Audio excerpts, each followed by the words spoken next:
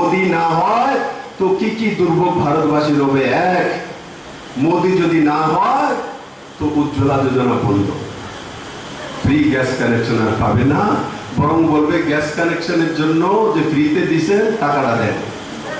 লিখলো আজ। অটলজি সরকার যাওয়ার পর, ইউপি সরকার আসার পর অটলজির সমস্ত স্কিমেরা বন্ধ করেছিল, মোটামুটি 90% স্কিম বন্ধ করে দিয়েছিল, কারণ সেগুলি জনতার পক্ষে ছিল, সেগুলি জনতাকে দিয়ে দিলে আর তাদের পেছনে ঘুরবে না, তার জন্য সমস্ত ম্যাক্সিমাম স্কিমরা বন্ধ করে দিয়েছিল। আজকে মোদি যদি না হয় তো উজ্জ্বলা যোজনা বন্ধ, আর যারাই ফ্রিতে কানেকশন পেয়েছেন সবার কাছে নোটিশ যাবে, ফ্রিতে হবে না, ব্যবস্থা করব। নরেন্দ্র মোদী যদি না হয় তো কিষাণ সম্মান যোজনার মাধ্যমে প্রতি বছর 6,000 টাকা করে যে ঘোষণা করেছে, আপনার অ্যাকাউন্টে 1.5 লাখ পরিবারের কাছে পৌঁছে গেছে। মোদী সরকার যদি না হয় তো আপনার কৃষকদের কাছে আর 6,000 টাকা বছরে যাবে না, বন্ধ করে দেবে। বন্ধু, তাদেরকে জিজ্ঞাসা করুন এই স্কিমগুলোর আপনারা কি করবেন।